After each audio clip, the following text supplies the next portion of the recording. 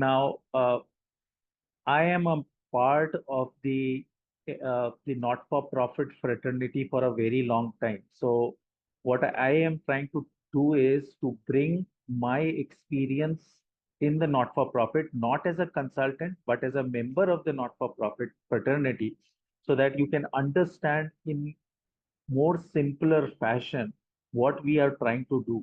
Okay.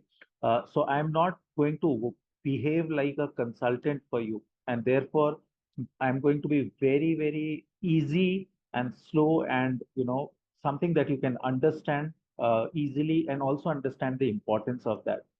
So the course is on finance for non-finance staff, okay? And basically we are looking at people who are in the program side, or maybe in another other functions in the organization other than finance, because we hold batches for finance separately, and those are more intense batches. But we understand that the non-finance people in not-for-profits also are finance people in certain sense.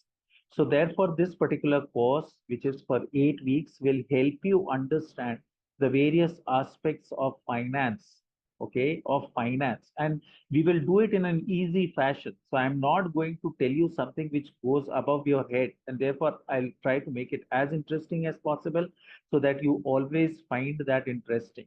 Okay. And also something that is relevant for your work, because the idea is that these sessions you should be able to execute these sessions into your action on your desk or in the field wherever you go. So that's basically the idea behind this course. Now, what we are trying to achieve through this course are three objectives. Okay. The first objective, of course, is for you to understand the basics of finance. So you're not a finance specialist, but as a program specialist, you also have to understand the various aspects of finance of an NGO. Now, a lot of times when I have worked in organizations, the program people are not prepared to, get into this finance business. However, as you move up the hierarchy and as you progress in your, careers and in your organizations, please remember that you need to be a general management person. Okay, they call it a generalist, which means not just program, but the finance part of the program, because the program and finance are together. Okay. Because we treat program and finance as two wheels of that cart of that organization. There are other smaller other functions also, but program and finance are the two key functions. They will see other functions also, but these are the two functions of any organization, and one cannot work without the other. I also tell my finance folks that, well, understanding finance is good, but understanding the program and the program compulsions will help you to be a better finance person. So I say the same thing to you as a programmer. Okay.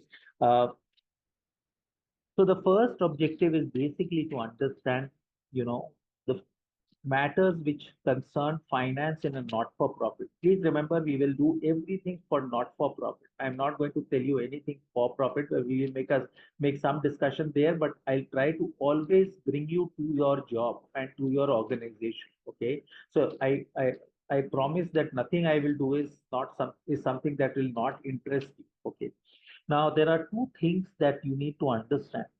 There is, as I mentioned in point number one, there is something called internal controls and something called external compliances. Now, internal controls is internal to an organization. Now, what these controls are, we will see of the sessions as to what is internal control. Broadly, internal control is our rules and regulations or our framework for operating. Okay, so finance as against program is very, very much more clinical. Clinical in the sense that they are very much more precise in terms of their dealings. Okay, in finance, precision is what is important. Now, how do you get that precision in an organization where so many people are working? you need to put in place some kind of control framework or some kind of a framework which says you have to work within this area and you cannot cross this area, otherwise we are getting into into a danger zone or into difficult territory for the organization. So first is the finance people will set up what are internal controls for your organization. And the second thing is that every organization has to abide by laws that have been set up externally by the government or by regulators. Now, we need to understand that unless we follow the laws, we get into another situation where we get into penalties and all kinds of fines and prosecution, and even the existence of the organization can be at stake. So the point what I'm trying to make is that therefore you need to understand the financial matters or aspects related to not-for-profit organization. Very, very important. So first of all, you will have to open your mind and your head and say, well, I will understand finance. And that is the one objective of this course. I will take you through all aspects of finance in an easy to understand fashion and not confuse you, complicate you, or tell you something which just doesn't get into your thought process.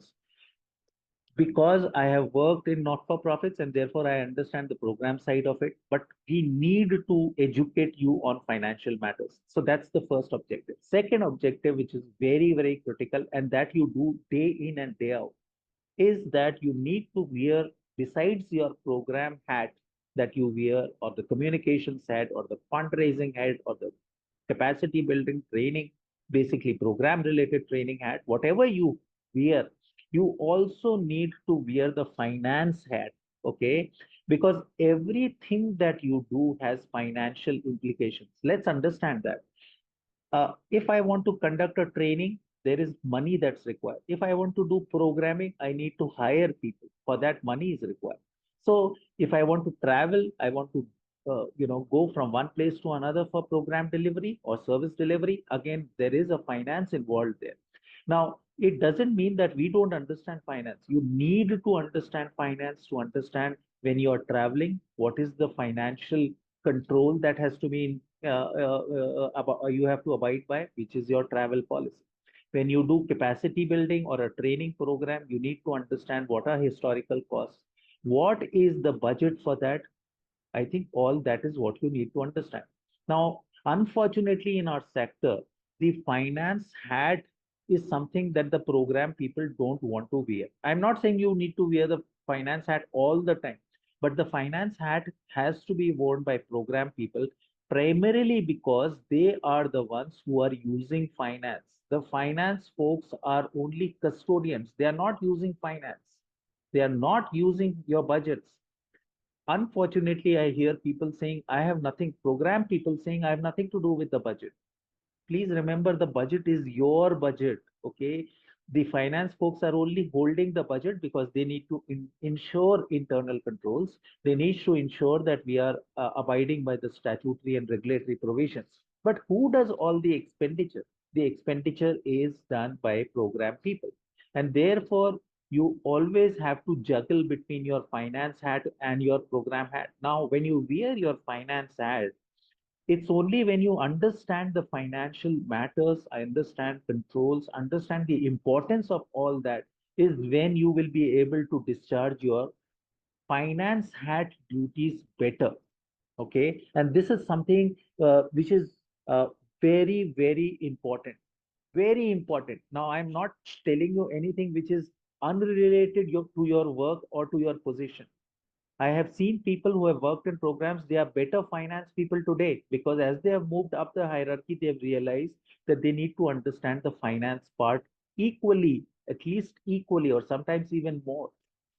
The third reason or objective for this course is basically to kind of ensure that when you deal with finance people, there is maximum uh, amicable dealings between the finance and the non-finance people. Now, as long as the non-finance people will understand the financial matters, the compulsions that are laid down by internal controls, that is the framework, because the finance fellow will always talk of framework. He understands framework because that is his responsibility. Our responsibility may be to even go beyond the framework at times because of the compulsion on the ground. So while we understand that the compulsion on the ground may require some changes in the way we have to deliver, but then we must first be aware of the framework, see how much of the framework we can abide by, and in that case there will be no conflict between finance and non-finance. I see a lot of conflict happening in non between the two of these programs and finance. Then half the time the program folk and half the time the finance folk are just quarreling on certain things because there is no understanding or interface, as I call it, between the two of them. And that is what creates problems for the top management also, besides the interpersonal relationships also get affected. So that those are the three objectives for which this course has been made, and our 8 weeks of journey will all be towards this objective. As long as we embrace these three objectives, we will be able to study better. Now, moving on to what are the session plans here in these 8 sessions. The first session is the context setting session. Today's session is context setting. What that means is that I'll try to explain to you that what finance means in a not-for-profit. When I say organization, it's a not-for-profit organization. सब कुछ not for profit का ही बात होगा. All the 8 sessions, okay? So the first session is the role of finance in a not-for-profit organization, and I'll tell you in a very simple fashion what these finance people or the finance function does. Many of us who work in remote locations or at lower positions, I mean at positions in program or other positions, may not be able to understand the full scale of the finance function in a not-for-profit organization. Today, I will try to explain that to you in a certain fashion. Okay. The second session is what you do with all that you have today. What is it that we do? The second session is on grant management. This is the most crucial session because grant is our bread and butter. Now, all aspects related to grant management and what you execute as grant projects, what you need to understand. Very simple language is what we are going to do in grant management. Now, the grant management will open your vision and your thought process in terms of what entails in grant management. Not just my delivery as a communicate as a block coordinator or as a cluster coordinator, but as a cluster coordinator, what am I contributing to this grant project at the broader level is what we are going to study here. Okay.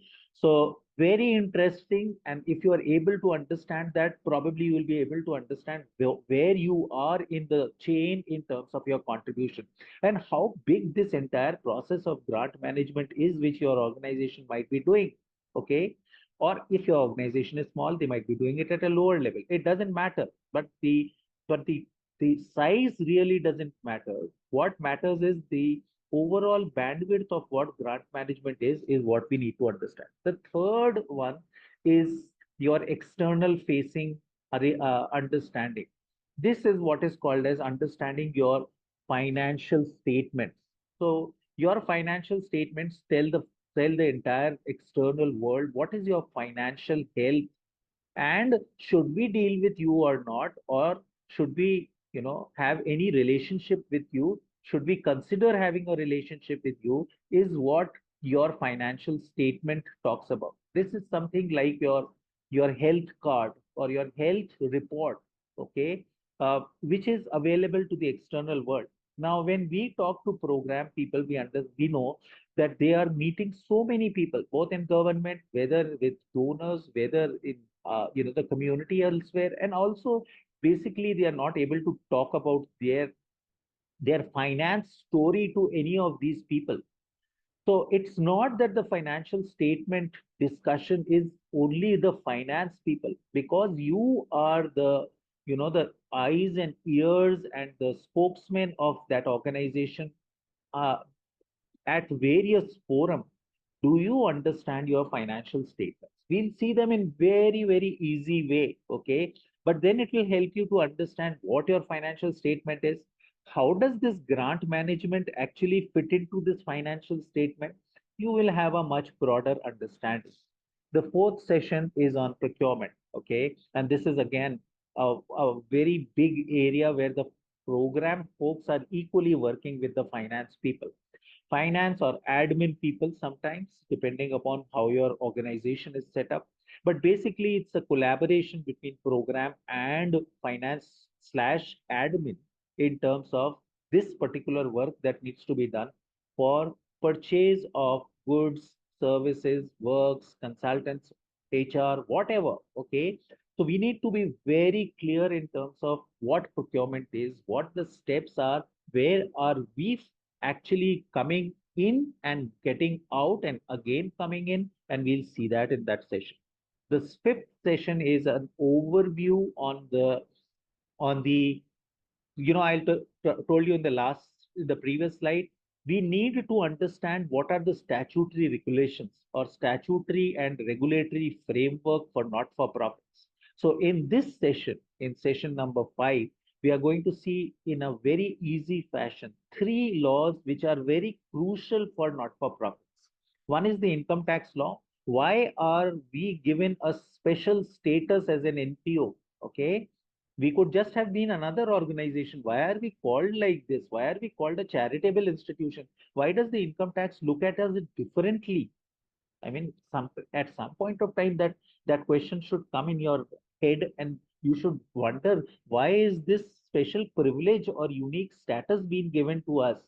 That we will see in the when we'll have an overview of the income tax law. Then we have the FCRA, which broadly many of your organizations have FCRA registrations, and we will try to understand the nuances of FCRA. Again, FCRA is not something that the finance folks should know. The program folks should know equally.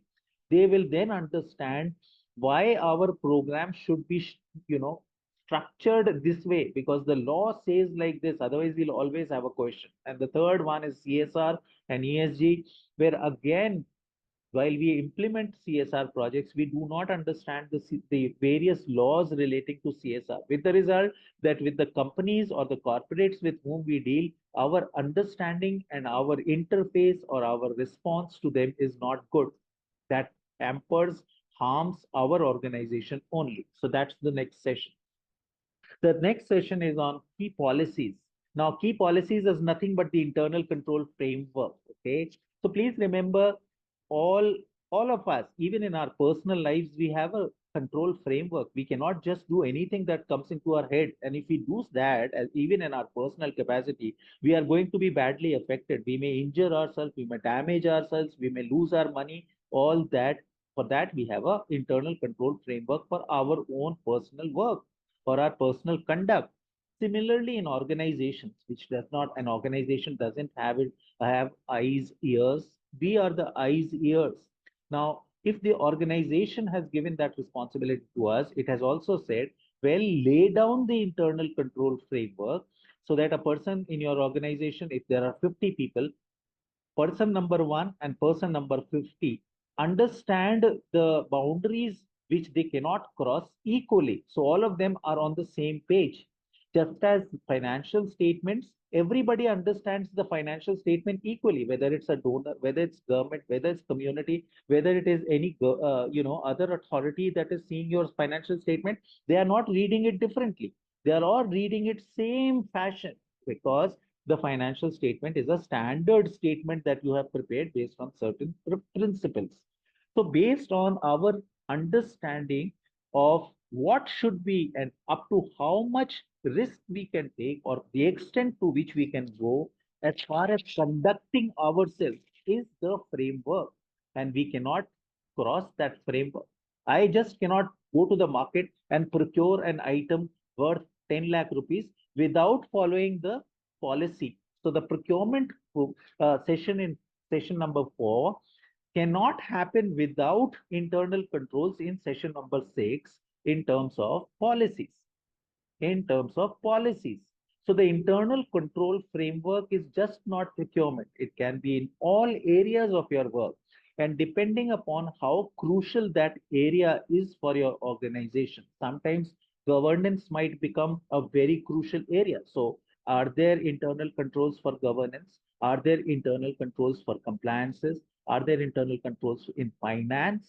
In finance also, in HR, in programming, okay, in banking, all those areas, there has to be a certain framework, and that framework should guide any person, whether it is X person or Y person, they need to be guided uniformly through that internal controls framework. And the internal control framework says that if you go beyond that internal control framework, you will actually commit a mistake. So that is something, and then somebody has to be there in the matrix in your hierarchy, which sees whether the internal controls are being complied with or not. And the finance department has that primary responsibility of controls, ensuring controls. So the finance people you will find are people who are looking after finance and also custodians of finance, so that everything moves in terms of the internal controls. But other things, everything else is done by you. So you are the boss in that sense. But you, as a boss, are you aware of what the frameworks are, what the boundaries are? Does your team know on the field what these boundaries are? Is what we need to understand in our key policy. The next one is audit and assurance.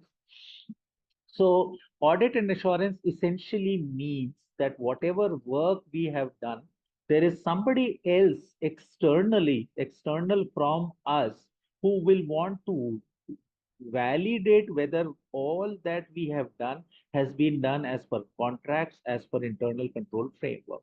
Okay.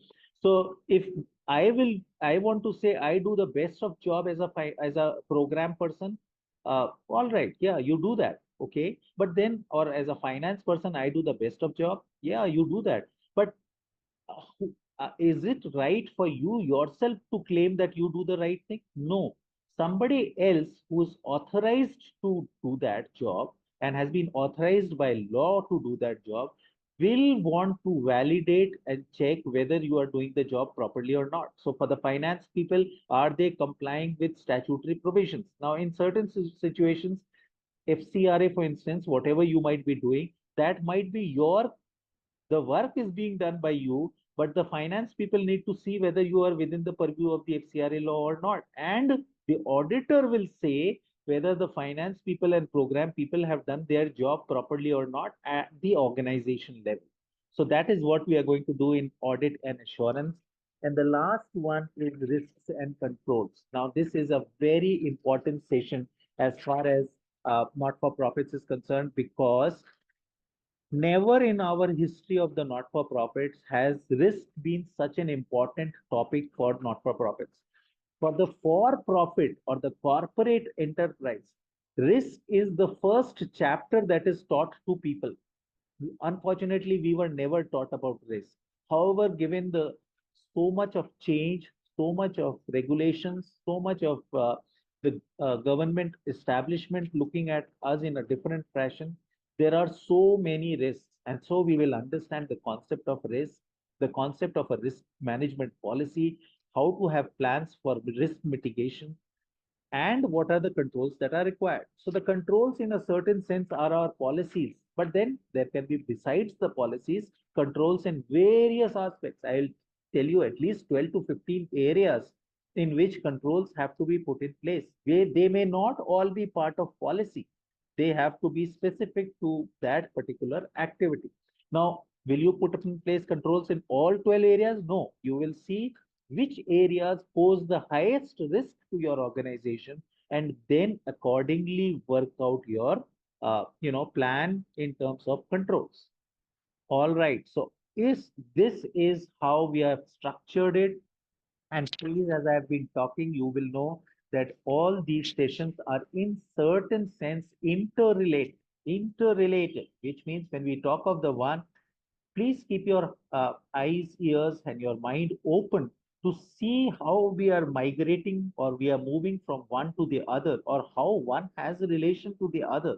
That's the interrelatedness of all these sessions.